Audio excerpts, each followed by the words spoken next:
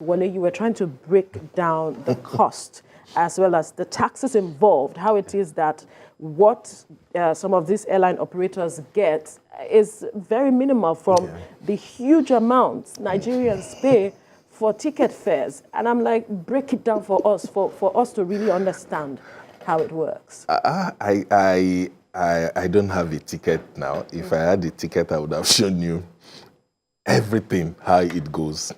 What goes to the airline most times is even less than 20,000, maybe 20, 30,000. You see a ticket of 70,000, 80,000 naira. You have so many things there. You pay airports. Yes, that one is even very small, like maybe 2,000 or 3,000 naira. The one you pay to fan, passenger service charge. Yes. Then you have, but you know, the smart thing those airlines have done too, to make money, to beat all these fan people, they add surcharge. At times you see surcharge 15,000 naira. You're paying for that fuel. Apart from the money your ticket you're paying, then you see all the breakdowns. So what most airlines do is to hide under that surcharge.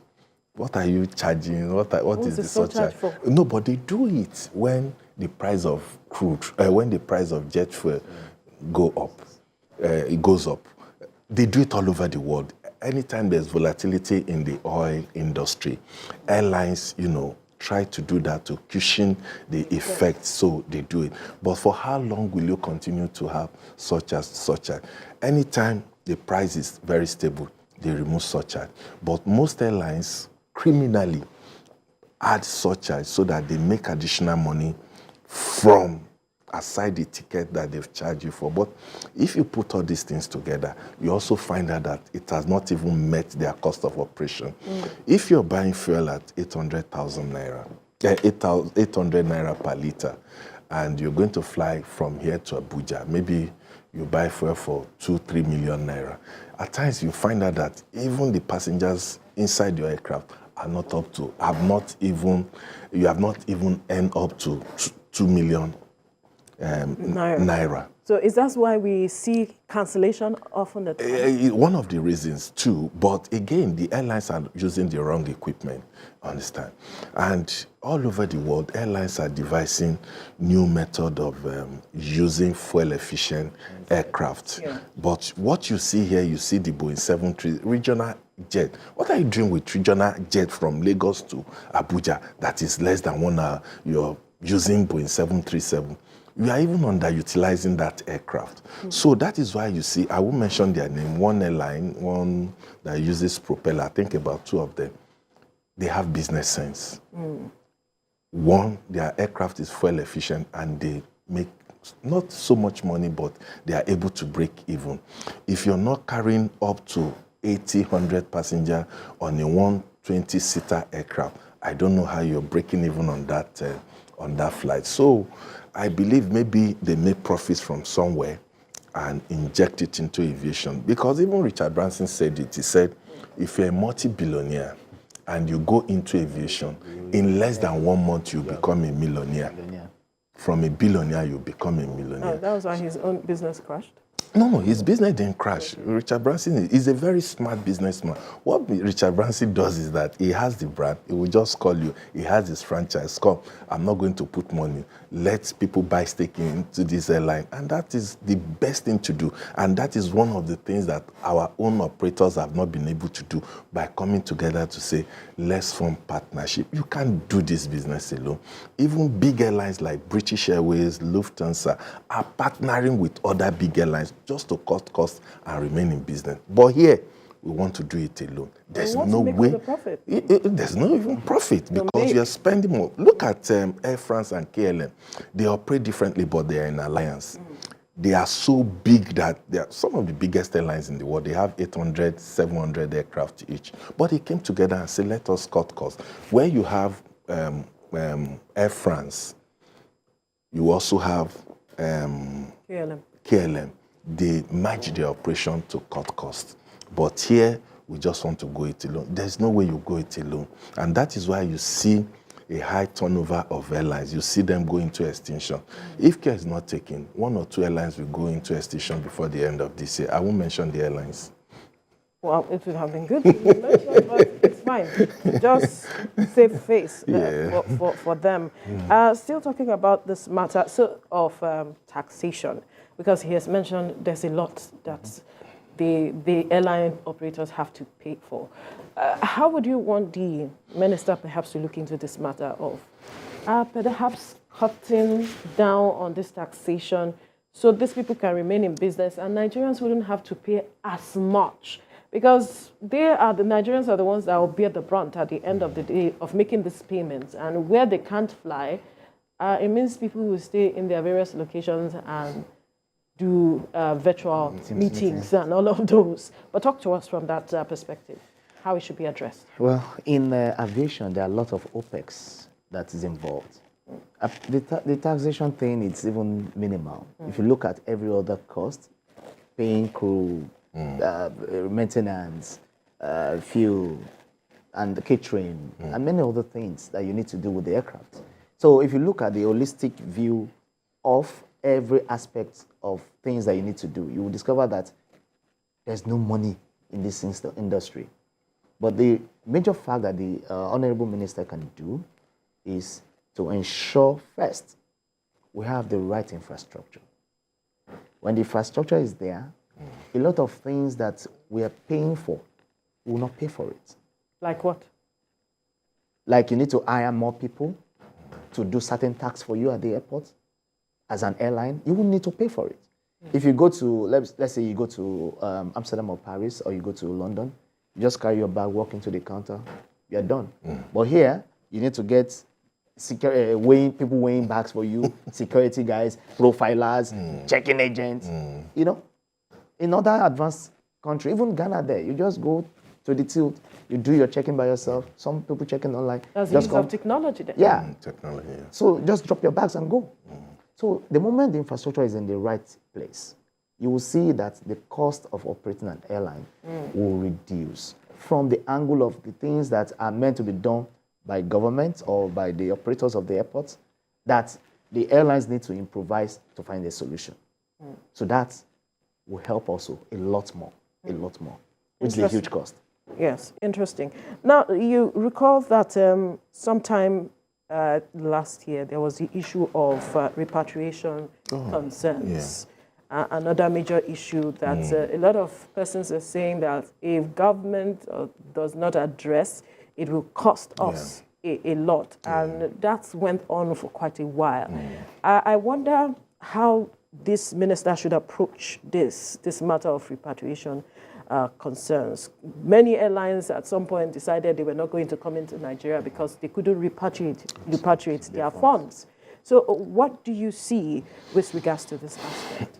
I think this caused a lot of embarrassment to Nigeria in the sense that we have a bilateral air services agreement, and one of the conditions, one of the things in that BASA is that airlines should be allowed to repatriate their fund. Whatever they earn, whatever sales they make, they repatriate their fund almost immediately.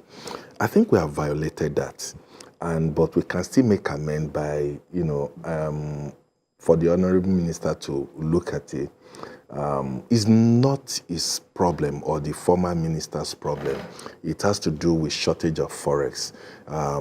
It happened in Ghana, Addis Ababa, and some other countries. But they were able to resolve it? No, they haven't resolved it. No, they haven't resolved it. Because I was at IATA AGM in Turkey, Istanbul, and the IATA people were very, very livid with Nigeria. In fact, the words they used there was not really complimentary. And I really felt ashamed that my country has really disgraced us in the international arena. But I think the president need to look at this issue seriously. I don't know how much of the funds are remaining now, because at a point it was over $500 million. So we need, and what IATA is saying is that, yes, we know you're owing us, you're keeping our fund, but if you can pay this thing piecemeal, if you have like in tranches, we can resolve it over a long period of time. And that is the one of the reasons, one of the difficulties we are facing with high fares now. What they have simply done, or what they simply did, was to remove the low inventories and introduce the higher inventories that you have. Because why they did that is that by the time they wait, the value of their money, it would have depreciated. So what they did is to raise it higher. So even when there's depreciation, they won't lose money. And that is why Nigerians have to pay through their noses to travel outside the shores of this country. So Mr. Keyamo can actually meet with the president and the central bank and the CBN acting governor to look at these issues. And if we can't pay everything, we should, as a matter of urgency, try to defray most of these debts, because I call it debt now because we are owing them. But at the same time, we should make sure that this doesn't happen, because this is the second time or the third time it would happen. In 2016, we had a similar issue that made United Airlines to leave Nigeria, and a lot of airlines contemplated leaving Nigeria because you're not being fair to these airlines. They invested on this route, and where would they get money to run their operations if you keep their money in your country? So the government, not really Mr. Keyamo now, the machinery of the government should look at ways. He has to champion the conversation, though. Yeah. Yes, he has to champion the conversation, but yes, he has to do that. I know the former minister was on top of this issue, but it was beyond him. We had forest scarcity, so there was nothing he could do. But I believe that we have Forex now. If we can't even give them all their monies, let us pay them some of it so that they can continue to remain in operation. If an airline leaves your country, one will be the loser, in the sense that there are some jobs that are supposed to be kept. They will be taken away. Like Emirates left on so many issues, visa. But I'm so happy the president met with their ambassador yesterday and spoke on ways to resolve some of these problems. We've been having issues with UAE in the last 2-3 years. So I see a very big hope that we're going to resolve some of these issues. So, but we need the minister also. You see, that's why I said the minister has a lot of work to do, because now a lot of problems will be coming. It also depends on the people that are talking to the minister. So I just hope he's not going to get confused. One, because he's a greenhorn. He doesn't know is what he's being fed with that is going to... That's why some persons have questioned if he's the right person to have been given this job. Yes, you see, most times, yes, I agree with people who said, no, we should have looked for aviators to manage this sector. But what have aviators done in the last 20 past? In fact, they were worse than even the greenhorns, the people who knew nothing about this sector. Most people that have done, most ministers that have done well in this sector are people from outside. So that is why I say I'm really, really optimistic that Mr. Keyamo will surround himself with some of the best brains, some of the most talented people we have in this industry. And once he does that, honestly, the industry will just be like on autopilot, and where everything will work very well and seamlessly. So it needs to help the airlines. If not, Nigeria will begin to be a big joke in the international community, and people will begin to laugh at us. Give them their monies. Very important. Give them their monies. Let's look at the low-hanging fruits that he can quickly address to hit the ground running. Yes, you have mentioned infrastructure. We have seen how key that is. But what are the key issues which are easy for him to quickly address, perhaps in the next 3 months? Because Nigerians are waiting to see results and perhaps, revive that confidence they have in not just the sector, but in the government, to be able to deliver on its promises? It needs the right people to work with, because these are the people that carry out the job at the end of the day. So if he gets the right people to be in the right duties to do for him, getting the right advice, it will help him to build up on the good path that his predecessor did, and to also start matching into what can we do to improve the aviation sector. Like I said before, number one thing which is key to him, or should be the focus that he needs to pay his attention to, should be the infrastructure. You can't go into the toilet of the airport. People are pissed. True. Sometimes you see people. Smell. Yeah. The smell. I can't even use Sometimes it. you just wonder if you are still in the 18th century. Absolutely. Sometimes you see long queues from the entrance of the airport. Yes. Nothing is seamless. And the matter of safety has also been brought to the fore. Yeah. So he needs to first and foremost focus on what are the points in terms of infrastructure that needed urgent attention. And he needs to focus on it. You'll see that every other thing will roll into it. But he needs the right people to manage things for him and give him reports regularly, to know that, yes, it's not by word of mouth. He also needs to do mystery choppers. Just walk into the terminal. I remember when the former Vice President, Oshibaju, just came to the terminal, saw the people searching bags at the check-in counter, and he said, no, executive order, cancelled. Cancelled, yeah. And it was cancelled. He personally went into the male toilet himself, and he saw how terrible it was. And he gave an instruction, this must be done now. So if we have... But did that change anything on the long run? Temporarily. It was a temporary. But if there's a consistency in this, if we're consistent with it, it will work. So if the minister, like for example, if the minister should announce that he's coming to the airport today, I can tell you, the belt will work, the AC will work, you will not see Everything will work.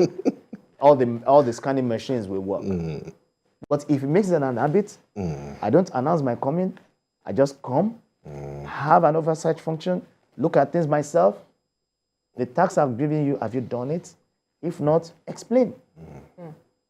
And I know that the president will give him maximum support to ensure that funds that are necessary to do things is available for them.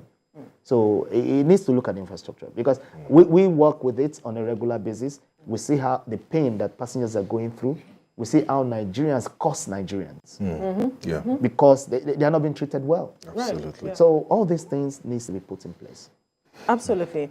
The matter of accountability, very critical, like he has mentioned, where things are not working, it's high time to begin to hold people to account as it is. And still, this has also led to the conversation of whether he should call his predecessor to account as well for how the matter of Nigeria Air was handled. Yes, I think to a large extent we have the permanent secretary. Is not Mr.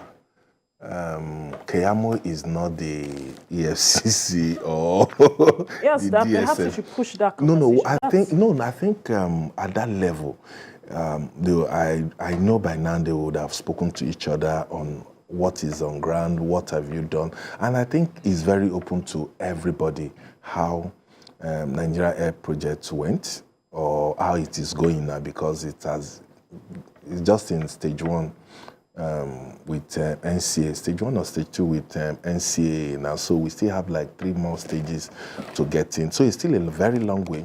If the minister is interested in national carrier, all well and good. If he's not convinced enough about it, he can jettison it. And the monies go down the drain? That's what we have done in this country. And that is why I have always said that whatever problems we had with Nigeria Air, we should look at it and not throw the baby away with the bathwater. Right, that's a fine place to leave the conversation now. Wole Shadare, aviation analyst, thank you for your time, as well as Damilola Ogunsheye, Vice Chairman, Foreign Airline Operators Committee. Thank you for your time as well. Thank you. Well, this is where we've drawn the curtains on the program for today, but let's tell you that the views and reactions of all our resource persons are theirs and have no connection with TVC News.